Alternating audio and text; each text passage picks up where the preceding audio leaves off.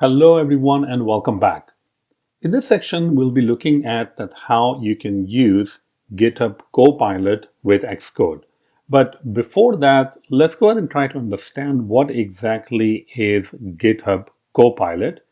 You can actually see that I am on github.com/features/copilot. This is the home page for GitHub Copilot.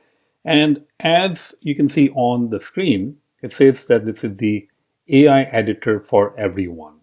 So the name Copilot is basically telling you that it's going to work along with you in your coding editor.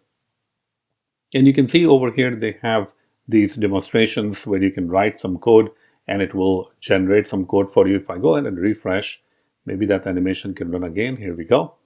See that?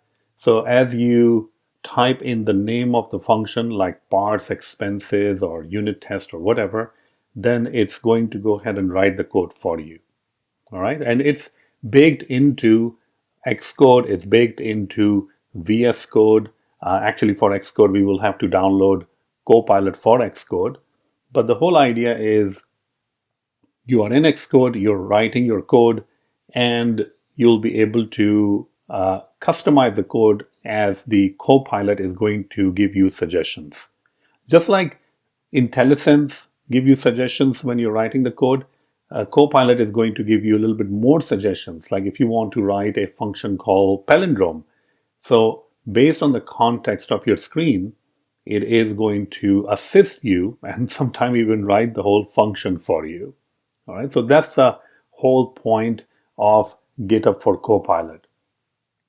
Now you can see over here different price models for Copilot. The first one is free. For developers looking to get started with Copilot or GitHub Copilot, it is $0, and it includes up to 2,000 completions and 50 chat requests per month. So this is a great plan to start. You can actually just use it for free. Now, if you are a student, like at a university or a college or a teacher, then you can apply for the Pro plan, and that will give you, that's much better than the free plan because it doesn't have those 2,000 completions limit and 50 chat requests. So if you are a student at a college, at a university, or a teacher teaching at a college or a university accredited school, then you can go ahead and also apply to get the Pro license for free. So keep that in mind for students, for teachers, and it also says that the maintainer of popular open source projects, you can get this for free. All right. Now, if you are working in teams, and you may have to look at like business or even like enterprise level for the whole organization. But for us, free account will be more than enough to get started with GitHub Copilot.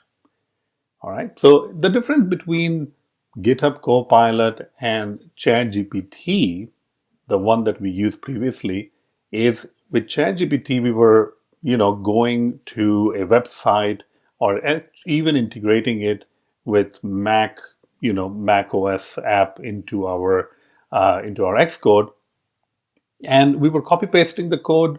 But also the ChatGPT was not really giving us suggestions as we type in the code. And as you can see, the difference over here is the GitHub Copilot will be integrated into our environment, which will be Xcode, and it will be giving us suggestions based on the context. And the context is really important. See that over here? Whenever we type parse expenses, it generates all this code. All right? So those are the suggestions that we're talking about. And based on the context, based on this parse expenses, you can also create or tell it to create unit tests. And that is what it is doing. So it has much tighter integration, and it works as a helper, like someone sitting next to you, and you just type the name of the function, and based on what your file contains, it is going to give you suggestions like, oh, you want to parse expenses. So based on everything that I see in your file, maybe this is the correct function to parse your expenses. So that's how it's a little bit different from using ChatGPT, which is more of like an independent thing.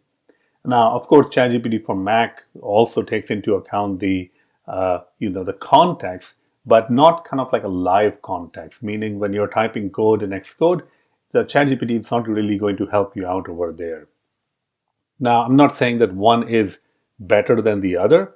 They are different things. So I would suggest that you use ChatGPT for Mac or just ChatGPT website to get your suggestions and get the code, understand the code. That's the most important thing. And also use GitHub Copilot when you're actually building something. Because as you will notice in our videos for this section, sometime I'm creating something, like sometime I'm creating or working in a particular domain, and I will not even think about a particular property that I need. And GitHub Copilot will like, oh, do you need this property also? And I'm like, oh yeah, sure, I do need this property. Thank you.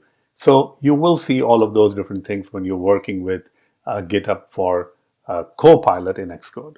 Now, the next step for us is to install GitHub Copilot for Xcode. And we're going to be covering that in the next video.